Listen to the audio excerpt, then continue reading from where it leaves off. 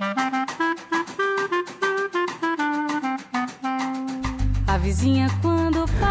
thank you so much for having me here this evening. This is really, really an honor. And I really appreciate Ashford allowing me to share part of my story with you. So you heard a little bit about what Hera Hub is in the bio, and I'm going to go along my journey here a little bit and share with you how I came to launch this business and sort of the bumps along the way. So the title of this brief talk has to do with reinvention, and I have reinvented myself several times, and I'll share that with you this evening. So first off, I was inspired by my father. This is a picture of me and my father. We love to ride roller coasters together. He's an amazing man. He is a small business owner up in the San Luis Obispo area, California, and I grew up in his business. And I grew up with a passion for business and learning business. I was working at a very young age, learning, selling lemonade on the corner store, those types of things. And although I was passionate about business, I wasn't a very good student. Kind of a confession to make. I think I was probably a little more interested in boys than I should have been and wasn't focused on school. So my grades were not good, and therefore I didn't get into a four-year university like a lot of my friends did. So I went to the local community college, and was probably one of the best decisions I ever made, because it allowed me to get focused on my grades, on what I really wanted to do, and then it allowed me to transfer to University of San Diego, where I ultimately got my degree, my undergrad. I was the only one in my family to graduate from college, and I tell you that, I have 8 brothers and sisters. Step, half, adopted, you name it, I've got it. I've got a very blended family, and the only one to finish college, and then the only one to go on and get an advanced degree. So I'm very proud of that. So I leap into the world, and I get my first job in the ever exciting industry of orthodontics, right? I'm selling braces. This is really, really exciting stuff here. So although I really wanted to get into marketing, and I was passionate about marketing, and that's what my degree was in, I found that a sales career right out of school was a little more lucrative and allowed me some other opportunities. I soon moved to the extra exciting industry of office furniture in sales as well. And I was there just about 3 months when I took a trip back down to San Diego. I'd moved to Los Angeles for work, came back to San Diego for the weekend. And I was at the end of the 8 freeway, getting off the freeway to visit friends in Ocean Beach, and I was hit by a fire truck in the intersection. This is a picture of my, you probably can't tell, but Jetta. And they ran a red light. They were going a lot faster than they should. I didn't see or hear them, and we collided in the intersection. I broke 27 bones in my arms, legs, and face. I have significant titanium throughout my face, plates in my face, clavicle, hips, knees, you mention it, I've probably broken it. So amazing miracle of science that they were able to put me back together again. I had a pretty long recovery. I was in the hospital for 2 months. I was in a wheelchair. They told me I'd never run again. Pretty devastating at age 22 to have this happen to you. But there's always a silver lining to things, right? So through that process and through the recovery process, I gained an amazing amount of perspective on life. And raise your hand for me. How many of you have gone through challenges in your life? Just raise your hand, okay? Pretty much everybody in the room. If you don't raise your hand, I'm wondering what's going on in your life, okay? I want to hang out with you. We all go through challenges, whether it's physical or emotional or whatever it is. And really, my belief is the gap. Stephen Covey, anybody read Stephen Covey? Very good business author, okay? He talks about the gap in the 8th habit. The gap is the point at which something happens to you and you make a decision on how to react to it. And in that gap defines who you are. So I had an opportunity to look at this as a blessing, to look at it as a learning experience and give me perspective on why am I really here? What am I really doing on this earth? So I went back into the workforce about 9 months after that. Moved back to the LA area. I'd moved home to live with my family a little bit to recover.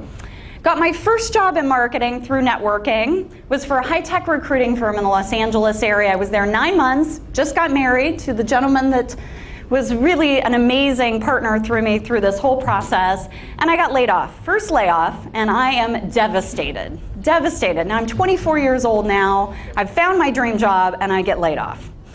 So I go find another job in marketing for a marketing agency in the LA area. I was there 2 years, and at that point I decided to go back to school and get my MBA. And I did that for a couple reasons. I did that because, number one, I love learning.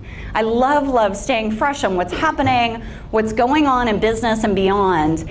And also, I thought I wanted to teach someday. I have some teachers in my family, and I thought it would be an amazing opportunity to get back and teach someday. So I went back to school at night, Cal State Dominguez, got my MBA, took some online classes, some in-person classes, and ultimately, as was mentioned in my bio, ended up teaching for Cal State, Long Beach, and Dominguez.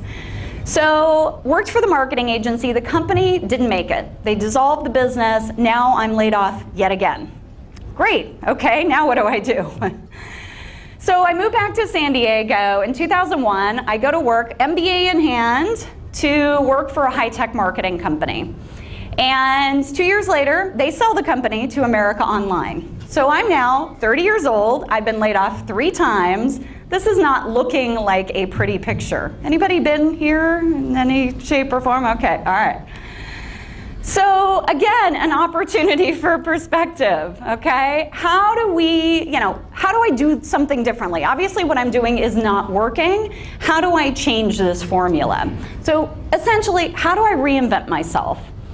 So I chose to become an entrepreneur, not because I had this glorious, amazing idea, but because, darn it, I needed control of my life at this point. And I had grown up in an entrepreneurial family, and I had the confidence in myself that I would figure it out. And I'm not the only one. And I'll talk about entrepreneurship, but also intrapreneurship here in a second. But entrepreneurship is growing by leaps and bounds. And I really emphasize this because your students that are graduating and going out into the world may be looking at entrepreneurship as a very, very viable segment to go into. Even right out of school, when I taught at FITM for 8 years, my students were more and more entrepreneurial every single year. And so when you look at the statistics, in the next 7 years, 1 billion entrepreneurs globally. This is a phenomenon that is really, really taking off. Blame Shark Tank, maybe, I don't know. All right, so I took my cape and took what I knew in marketing, and I consulted for 8 years for small businesses primarily. And I also taught college, and I did a good number of collaboration projects in the community, like Art Meets Fashion and Passport to Style. One of the beautiful young ladies here, Christina, said, I recognize you from Passport to Style. So I did some things in the fashion industry, just had a blast. Taught at FITM, as mentioned, entrepreneurship and marketing part-time. And this is what takes me to what I refer to as intrapreneurship. You can do the same things within an amazing organization like Ashford University. It's all about leadership.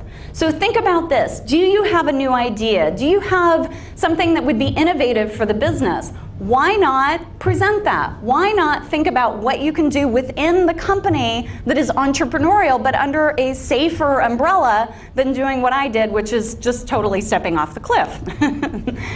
So brings me to a few pieces of advice, and then I'll talk a little bit about how I launched Hera Hub. So obviously, first piece of advice, and this took me a while to find this, is do what you love, okay? And we may not know that right off the bat. It may take time, but continue to focus on that. Be a purple cow. Anybody read Seth Godin's Purple Cow? One of my favorite business books of all time. Stand out. How many purple cows do you see, right? So please think about how can you do something different? How can you truly, truly stand out in your business and beyond? Having clear values. For my current business, Hera Hub, we've been in business just under 2 years, and these are the driving force behind our business. Every time I make a decision, we've made a decision this year to franchise. Our goal, our big picture vision, is to help 20,000 women across the world launch and grow their business through 200 locations over the next 5 years. Lofty goals, yes, and these are values that drive that. Obviously, trust your gut. How many times, raise your hand, have you made a decision and you're like, oh, I knew that that was the wrong decision? And then following through. And I'm sure you can appreciate this. So when I taught at FIDM and Cal State, some amazing, amazing students. And the simplest thing in the world is showing up, following through. I will say I am not the smartest person in the room. I'm probably not even in the top 50%. But it has been my passion in life to show up, to follow through, to do what I say I'm going to do. And that brings me to my current business. This is me, just kidding, working out of my home office. So my prayer company, Perspective Marketing, I worked from home. Anybody ever worked from home for a period of time? Okay, we have a few. A bit challenging. It's great sometimes. Everybody's dream is to work from home. That's all I want to do. And then you do it for 8 years and you're like, oh my gosh, this is isolating. It's hard to focus. Where do I go to interact, to meet people, to keep that sense of community? So that's the journey that led us to launch Hera Hub. I worked from home for 8 years and I needed that sense of community. And I saw this trend of co-working happening in a tech community, and so I applied different principles and decided to bring that concept to female entrepreneurs specifically. So this is part of our vision, as I just explained just a few minutes ago, but it hasn't been without bumps in the road. So my first feat was to find space and lease a commercial building, okay? It was a nightmare. I got patted on the head a good number of times, new business, new concept, had a very hard time finding commercial space. So another one of my favorite business books, Ready, Fire, Aim. This is a picture of my friends setting up our business in a temporary location prior to launching. An extend bar studio. Anybody know the bar method and pure bar? Okay, I literally launched my business in a dance studio, okay? Not perfect, but it got it out there and it started the ball rolling and it started awareness around the business. And I was finally able to sign my first lease. So our first location is in Sorrento Mesa. We have 5,000 square feet and we call it spa-inspired workspace. And this will give you a visual of what it is. Networking, obviously, so important for entrepreneurs and intrapreneurs. And I know you emphasize this with your students. I know you do. I know you're begging them to be on LinkedIn and really get connected with the community both online and offline. We host a ton of events at Hera Hub, both of our locations, for various organizations. We collaborate significantly with nonprofits and industry associations here in San Diego that support women and support entrepreneurship. Obviously, keep learning. I'm preaching to the choir here. It's such an amazing organization to continue to learn and grow, but that's what drives me. We are a teaching organization, so I don't have time to teach anymore, but literally we have 8 to 10 interns or young women in our community that come to us to learn. It's all about teaching. Everything we do is about teaching. And obviously giving back. I've done some larger programs here in San Diego, and this is my favorite part of it, is giving back. This is a check that we gave to the YWCA 2 years ago after an event that was a collaborative effort here for women's organizations. And last but not least, have fun. So this is not a typical looking office, right? People are having fun, and that's really the mantra of Hera Hub, is how do you bake fun into your business, into everything that you do. So last, my call to action for you, and this might sound a little morbid, but I really want you to think about it. So in the end, your life is summarized probably in one sentence. Think about how you can start to write that sentence now. Thank you.